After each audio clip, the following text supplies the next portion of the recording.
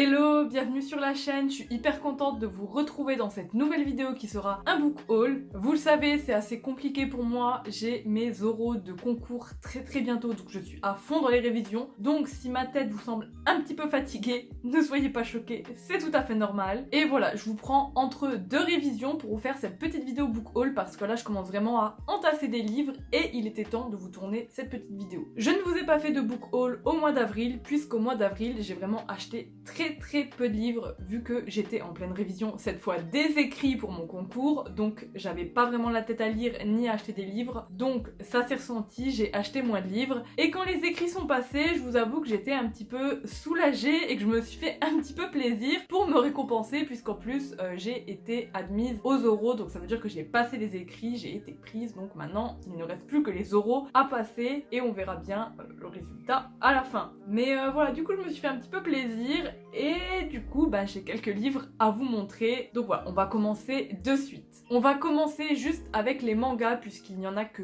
deux. Donc en premier, le manga que j'ai à vous présenter, c'est Fukuneko, c'est vraiment trop mignon, de Mari Matsuzawa, le tome 1, et c'est vraiment trop mignon. Regardez-moi cette couverture rose avec un petit chat représenté sous forme d'humain, on ne sait pas trop, et c'est publié aux éditions Nobinobi. J'ai commencé, comme vous pouvez le voir, je dois être à la moitié.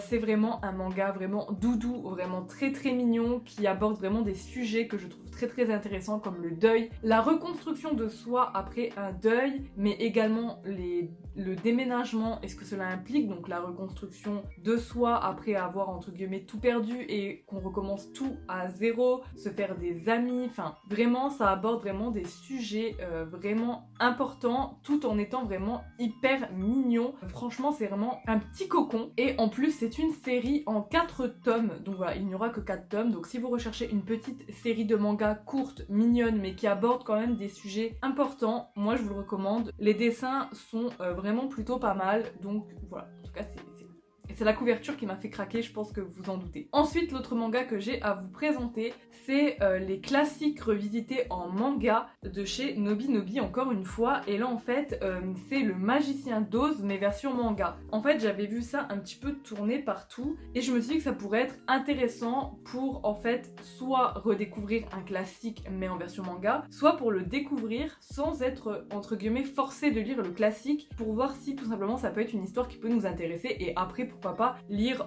le roman tiré de ce manga tout simplement. Donc voilà pour celui-ci. Ensuite je me suis trouvée sur Vinted le tome 2 des Brumes de Cendrelune, la symphonie du temps de Georgia Caldera publié chez J'ai lu. Pourquoi parce qu'en fait j'ai le tome 1 dans ma palle, sauf qu'on m'a dit que le tome 1 était... Enfin, la fin était juste horrible et qu'il fallait absolument avoir le tome 2 sous la main. Sauf que ils sont assez durs à trouver quand même sur Vinted. Et du coup, quand je l'ai vu, j'ai sauté dessus tout simplement. Et donc, je me retrouve avec ce deuxième tome. C'est une saga que j'ai très hâte de découvrir. Voilà, où on a un petit peu de la mythologie grecque avec de la fantaisie. Donc, franchement, non, ça me tente énormément. C'est une saga que je veux découvrir qui se termine en 3 tomes. Les tomes sont pas très longs à ma grande surprise. Donc, voilà. C'est une saga vraiment que j'ai hyper hâte de découvrir et qui sera lue très prochainement je pense. Encore un tome 2, donc je me suis également prise sur Vinted le tome 2 de Lux qui s'intitule Onyx de Jennifer L. Armentrout, publié chez J'ai lu encore une fois. Tout simplement je continue à me procurer les sagas, les tomes des séries de Jennifer L. Armentrout parce que c'est une autrice que je veux absolument découvrir, qu'on entend vraiment du bien partout, et puis From Blood and Ash qui sort très prochainement, cette année en français on croise les doigts, donc j'avais envie de découvrir en fait ces autres séries avant de découvrir From Blood and Ash, et Lux vraiment vous me l'avez énormément conseillé, c'est une saga de l'autrice qui est apparemment très aimée, et donc voilà, c'est une histoire de romance paranormale, on verra bien. Là je suis en train de lire le premier tome de Dark Elements, j'aime bien, donc on verra, il me reste une centaine de pages à lire, c'est vraiment très cool, de toute façon je vous ferai un retour dans un update, mais voilà, franchement on verra, et on verra ce que Jennifer nous réserve. Ensuite j'ai visionné, comme tout le monde je pense, la série sur Netflix Shadow and Bone qui reprend évidemment la saga Grisha, Six of Crows de Laïs Bardugo, et ça m'a donné envie de lire les livres. Alors moi j'ai vu, comme je vous viens de vous le dire, la série sans avoir lu les livres, parce que les livres en fait ne m'attiraient pas. Je sais pas, il y avait comme, je sais pas, j'avais un blocage. Je me disais pas, waouh, j'ai trop envie de découvrir cette série, cet univers, pas du tout. Et la série m'a donné envie de lire les livres, m'a donné envie d'en connaître plus sur cet univers. Donc je me suis procuré le tome 1 de Grisha avec les nouvelles couvertures. Je vous mettrai une image juste ici parce qu'il est rangé je ne sais où, je n'arrive pas à mettre la main dessus.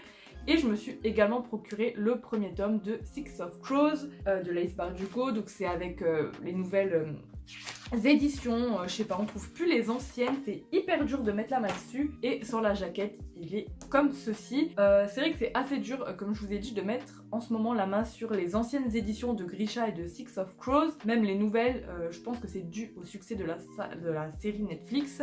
Les gens se sont rués dessus et donc du coup c'est un peu plus compliqué de se les procurer.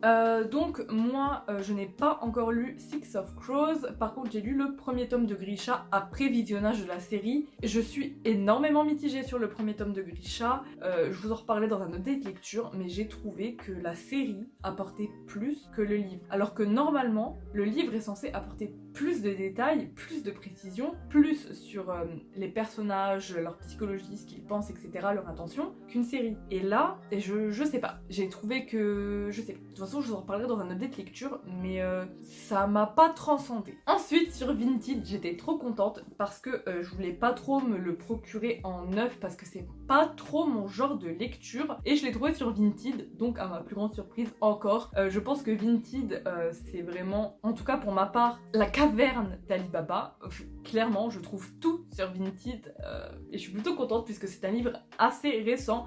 C'est I Will Shine de Jessica Jung, publié aux éditions Nathan. Donc ce livre en fait c'est une sorte d'autobiographie, mais sans être trop une autobiographie, de Jessica Jung, donc une star de K-pop que j'ai suivie quand j'étais plus jeune. J'écoutais énormément de K-pop et j'écoutais énormément le groupe dont faisait partie cette jeune femme, et j'ai arrêté de suivre la K-pop quand cette jeune femme s'est fait virer comme une malpropre de son groupe de K-pop. Et c'est vrai que si vous connaissez un peu ce monde-là, la K-pop, c'est vrai que c'est un monde assez dur, c'est assez intriguant. J'ai envie d'en savoir plus, malgré ce que je sais déjà. Et j'avais également envie de découvrir en fait un peu l'histoire de l'autrice, sans que ce soit l'histoire de l'autrice, puisque elle a vraiment beaucoup romancé ses expériences. C'est, comme je vous ai dit, comme si c'était une autobiographie sans lettres, puisque tout est romancé, ce n'est pas elle vraiment le personnage principal. Enfin, et voilà. Et en fait, dans ce livre, on va vraiment découvrir l'univers de la K-pop, l'envers du décor, ce que subissent vraiment les jeunes filles et les jeunes hommes qui entrent dans des agences pour devenir des stars de la chanson coréenne. Et comme je vous ai dit, j'avais très envie de le découvrir parce que c'est une jeune femme que je suivais quand elle faisait partie de son groupe de K-pop, et c'est pour ça que ça m'a attirée. J'avais pas envie de l'acheter en neuf parce que c'est pas vraiment mon style de lecture, vous savez, je suis plus fantasy, fantastique, etc. Et là c'est plus voilà une sorte de contemporain, voilà. Mais j'étais quand même hyper contente de le trouver sur Vinted, et j'ai très hâte de le lire pour en savoir plus justement. Donc on verra ce que ça donne. Évidemment je vous ferai un retour. Ensuite on va repartir dans la fantasy et je me suis procuré l'Empire d'écume de Andrea Stewart, publié dans la collection Big Bang de Brajlon. Donc c'est le premier tome, La fille aux éclats d'eau, et regardez-moi ça, il est magnifique. Donc il est en hardback et vous avez une magnifique illustration à l'intérieur. La seule chose peut-être que je reproche, c'est le papier qui est mais ultra fin. Mais quand je vous dis ultra fin, c'est qu'il est ultra fin. Voilà, je pense que vous l'avez vu un petit peu partout celui-ci. La couverture est très très belle et évidemment c'est une fantaisie un petit peu inspirée, je pense, asiatique, je pense. En tout cas voilà, on va suivre une jeune fille qui est la fille de l'empereur, et dans ce monde on a la magie d'eau, donc je vais pas vous en dire plus là-dessus. Mais voilà, et la jeune fille, tout simplement, elle a envie d'impressionner son père, donc elle va essayer de utiliser cette magie, de se l'approprier, voilà, de l'utiliser tout ça, de devenir très compétente là-dedans. Mais apparemment, cette jeune fille aurait des problèmes un petit peu de mémoire, d'après ce que j'ai compris, et de ce que, en fait, les autres personnes en ont dit sur Booktube. Donc ça m'intrigue, voilà, et ce qui m'a fait également craquer, je vous l'avoue, c'est que au dos, donc à la 4e de couverture, on a des avis, vous savez, à chaque fois de magazines ou de personnes, d'auteurs. Et là, on a un avis de Sarah J. Maas qui nous dit que c'est une des meilleures, enfin un des meilleurs romans de fantasy qu'elle a lu depuis longtemps et que ce livre mérite une place à part. Donc j'ai aussi craqué parce que Sarah J. Maas en a dit du bien. Ensuite, je me suis procuré sur Vinted, encore une fois, franchement merci Vinted, The Bonne Season, le tome 1 de Samantha Shannon, donc saison d'os publiée aux éditions de Saxus. Donc c'est la version brochée, moi ça ne me dérange absolument pas parce que je vous avoue que The Bonne Season, quand il est sorti, ne m'intéressait pas plus que ça. Franchement, j'avais l'impression que le résumé était assez complexe, que c'était vraiment un univers très science-fiction, vous voyez, et un mélange de science-fiction et de dystopie, et pas vraiment de fantasy, et j'avais l'impression que vraiment c'était complexe, et ça ne m'attirait pas plus que ça à sa sortie. Cependant, en voyant plein d'avis sur Booktube très positifs, je crois que Gladys, des pépites de Gladys, en a également parlé, et bah j'ai très envie de découvrir en fait finalement cette saga. Ce qui m'a aussi rebuté, c'est que apparemment cette saga serait en 7 tomes, et je vous avoue que c'est énorme et que j'avais peur de me lancer encore dans une nouvelle saga parce que vous savez que je commence vraiment énormément de séries et que je ne les termine pas forcément et que du coup elles traînent et que du coup voilà. Mais c'était sur Vinted, c'était pas cher et je me suis dit voilà. Et puis le tome 2 en plus sort bientôt. Donc comme je vous l'ai dit, le tome 2 sort bientôt ou il est déjà sorti il me semble. Donc comme ça je me suis dit si j'aurai le tome 2 juste après le tome 1, enfin vous voyez, même si je vais pas lire de suite après, mais bon. Au moins le tome 2 est sorti, donc écoutez, on verra bien. Je vais pas vous faire un résumé parce que je pourrais pas vous faire un résumé, ça a l'air tellement complexe et tellement compliqué. Tout ce que je sais c'est qu'on est dans le futur, dans Sion, Londres, donc le nouveau Londres, et qu'il y a une sorte d'espèce qui est au-dessus des humains. Mais il y a des humains qui ont des pouvoirs spéciaux, donc non mais on verra, Mais va falloir s'accrocher je pense pendant la lecture. Ensuite, je me suis procuré un tome 2 et une fin de saga, oui, on est plutôt content. Donc c'est Rise, donc de Hélène Goodlett, publié chez Bayard, donc c'est le tome 2 de la saga Rule. Il me semble que je vous avais fait une chronique très détaillée sur ce tome 1 que je vous mettrai dans le petit i, et je suis plutôt contente en fait, tout simplement parce que quand je l'aurai fini, ce sera une saga terminée, et j'ai très hâte de savoir la suite parce que la fin du tome 1 s'était terminée sur...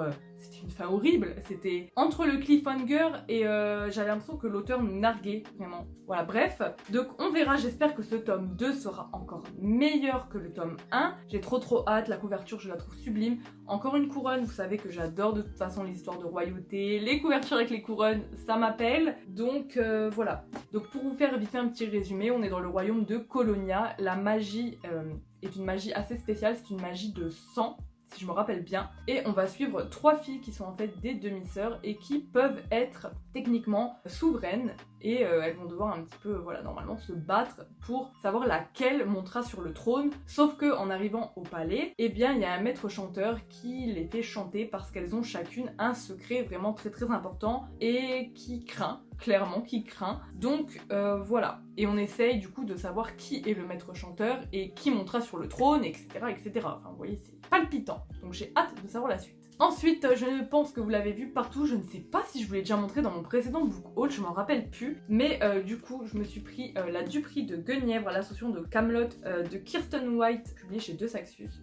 Voilà, je pense que vous l'avez vu tourner partout, voilà, il est trop beau, je l'ai lu, je vous l'ai chroniqué, donc je vous le mettrai dans le petit i. Donc là c'est l'édition hardback que je me suis racheté par la suite parce que je voulais tout simplement l'édition en hardback parce que je la trouve juste trop belle. Ensuite, alors là c'est un petit peu un achat, pas what the fuck mais presque, je me suis trouvée sur Vinted Legion Born de Tracy Dion, qui je ne sais même pas si c'est un tome 1 ou pas, je sais pas. Donc si vous avez compris pourquoi je suis un petit peu perplexe, c'est parce que c'est un livre en VO, donc en anglais, donc il me semble que j'ai déjà lu le prologue. C'est un niveau de langue plus compliqué que, je regarde là-bas, c'est The Girl, Serpent and Thorn, que je vous ai déjà présenté sur la chaîne. Franchement, on n'est pas du tout sur le même niveau d'anglais. Là, c'est un niveau d'anglais qui est vraiment plus hard, clairement, donc si vous êtes débutant, je ne conseille pas. En plus, il me semble que c'est parce que la langue, en fait, c'est de l'anglais UK et c'est pas de l'anglais USA. Et il me semble que l'anglais USA est plus facile que l'anglais UK. Donc c'est peut-être pour ça que je trouve que le niveau est un peu plus compliqué. Mais bon, bref, de quoi ça parle? C'est en fait une sorte de réécriture de la légende arthurienne. Donc je vous le présente juste après la Duperie de Guenièvre.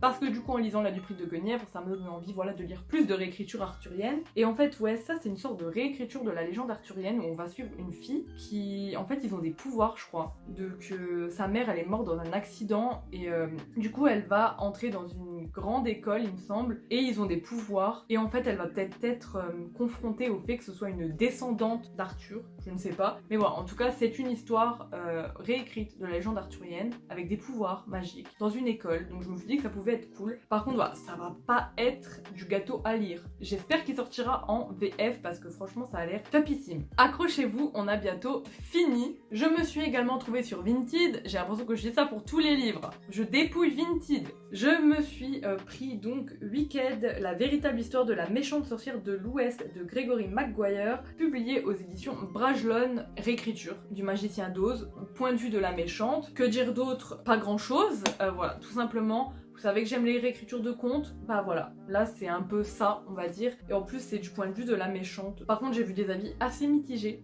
donc on verra bien. La couverture par contre je la trouve très très belle, le livre est assez fluffy, vous voyez. Donc écoutez, on verra ce que ça donne. Ensuite, je suis trop contente puisque j'ai reçu de la part de Saxus en service presse La Cité de laiton de S.A. Chakraborty, donc publié chez De Saxus, donc c'est le premier tome et je suis trop contente. Bien sûr l'édition hardback est magnifique et franchement je suis super contente parce que j'hésitais vraiment à découvrir cette saga. J'avais peur que ce soit trop complexe encore une fois et en fait je n'ai jamais lu de fantasy orientale, donc ça me faisait également un petit peu peur qu'il y ait voilà, trop de mots, de vocabulaire compliqué. Apparemment c'est le cas, il y a vraiment des mots compliqués, enfin il y a vraiment tout un univers créé qui est assez complexe et assez riche, donc il faut s'accrocher. Mais en tout cas j'en ai vu de très bons retours, donc je suis hyper contente. On verra, donc c'est une trilogie et voilà on verra, mais je suis hyper contente d'avoir la chance en fait de pouvoir le découvrir et il va passer à la marmite bientôt, ça je vous le promets. Et ensuite comment passer à côté de la sortie de ce mois de mai les amis? Admirez sa beauté, donc c'est le nouveau Sarah J. Maas Crescent City, le premier tome, Maison de la Terre et du Sang, et évidemment je me suis pris la version hardback qui est juste magnifique. Donc je le rhabille, il est très lourd donc je vais éviter de le porter très longtemps et enfin franchement qu'on puisse découvrir cette nouvelle saga assez rapidement, ben je dis oui, clairement j'ai trop envie de découvrir cette nouvelle saga de l'autrice. Je suis comme une dingue. J'espère juste une chose, c'est être bientôt en vacances, passer mes euros pour pouvoir me plonger dedans. En plus, j'ai remarqué que quand même les romans de chez De Saxus, c'était quand même de très bonnes lectures ou des coups de cœur à chaque fois. Donc je suis contente d'avoir beaucoup de Saxus dans ma palle, beaucoup de fantaisie dans ma palle. J'ai rien à dire de plus. J'ai trop envie de découvrir, c'est tout. Voilà. J'ai hyper mal à la main et au poignet après avoir porté Crescent City. Franchement, c'est une belle bricasse qui pèse son poids. Donc j'espère qu'il sera vraiment cool. En tout cas, les avis, retours que j'ai vus dessus pour l'instant sont très positifs. Donc on verra bien. Donc voilà, c'en est fini pour cette vidéo. Je tenais à vous remercier puisque j'ai vu que sur la chaîne, on était presque aux 1000 abonnés. Et je suis super contente, ça me fait très plaisir de voir que mon contenu vous plaît, que mes vidéos vous plaisent. Donc voilà, je voulais juste vous remercier. Et moi je vous dis à la prochaine dans une future vidéo. Bye! Still wearing all my clothes, even if they're all in wrong size. It doesn't even matter.